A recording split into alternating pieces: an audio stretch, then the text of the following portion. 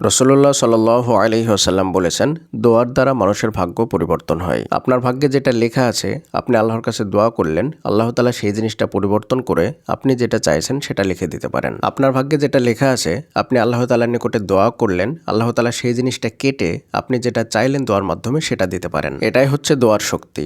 আপনার ভাগ্যে কি লেখা আছে না আছে সেটা তো আপনি জানেন না।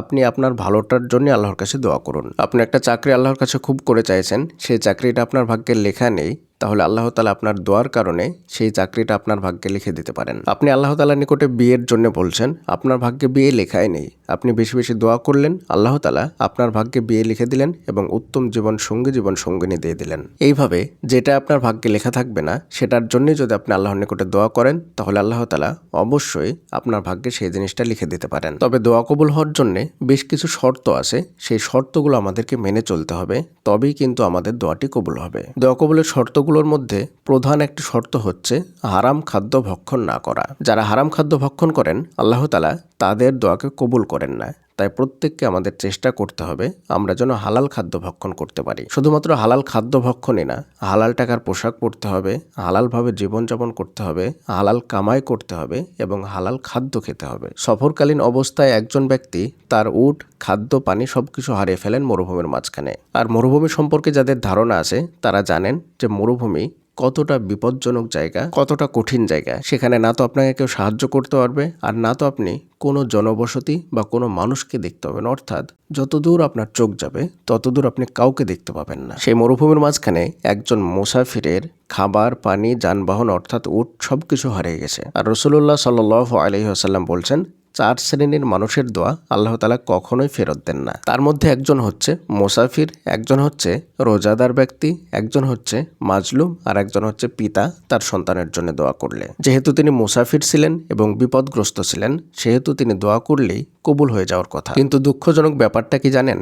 তিনি যখন আল্লাহর দরবারে দোয়া করার জন্য হাত দুখানা উত্তোলন করলেন, হাত দুখানা ওঠালেন, তখন আল্লাহ তাআলা বলছেন, এই ব্যক্তির দোয়া কিভাবে কবুল হতে পারে? এই ব্যক্তি যে খাদ্য গ্রহণ করেছে সেটা হারাম, এই ব্যক্তি যে পানি গ্রহণ করেছে সেটা হারাম, এই ব্যক্তি যে পোশাক পরে আছে সেটাও হারাম টাকার কেনা অর্থাৎ হারাম পোশাক, এবং সে লালিত পালিত হয়েছে হারাম অবস্থায়। তাহলে তার দোয়া কিভাবে কবুল হতে পারে? সুবহানাল্লাহ, কি ভয়ঙ্কর ব্যাপার। আপনি কঠিন বিপদে পড়েছেন, আপনার দোয়া কবুল হয় লাগবে, কিন্তু আপনার দোয়া কবুল হচ্ছে না, কারণ আপনি হারাম খাদ্য গ্রহণ করেছেন, হারাম টাকায় কেনা পোশাক পরেছেন, হারাম টাকায় লালিত পালিত হয়েছেন, আপনার রক্ত মাংস সবকিছু হারাম দ্বারা গঠিত। ধরুন আপনি একটা পোশাক কিনলেন, সেই পোশাকের দাম 1000 টাকা, কিন্তু সেই পোশাকের মধ্যে 999 টাকা আপনার হালাল, মাত্র 1 টাকা হারাম আছে, সেই পোশাকটাও হারাম হয়ে যায়। জানেন? আপনি একবার চিন্তা করুন, কত ভয়ঙ্কর ব্যাপার, কত ভয়ঙ্কর হাদিস।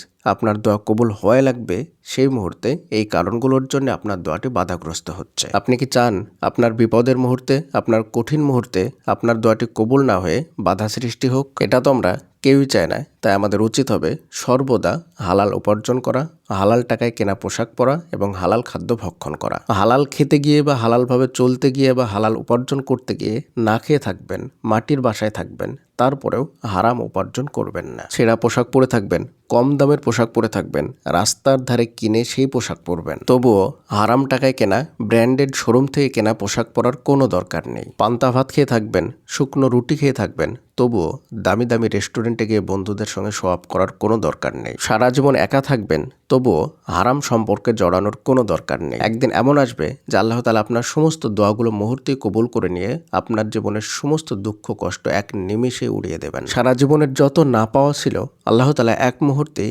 সমস্ত জিনিসকে পাওয়াতে পরিণত করে দেবেন। এমন নিয়ামত দিবেন যে সারা জীবন যদি আপনি শুকরিয়া আদায় করেন, তারপরে শেষ করতে পারবেন না। প্রিয়দিনী ভাই এবং বোনেরা, আজকে থেকে তওবা করুন এবং সমস্ত ধরনের হারাম থেকে নিজেকে বিরত রেখে আল্লাহর রাস্তায় ফিরে আসুন। পরিশেষে আল্লাহর দরবারে দোয়া করি, আল্লাহ তাআলা যেন আমাদের সকলকে হালালভাবে জীবনযাপন করার তৌফিক দান করুন। আমিন। আসসালামু আলাইকুম ওয়া রাহমাতুল্লাহি ওয়া বারাকাতুহু।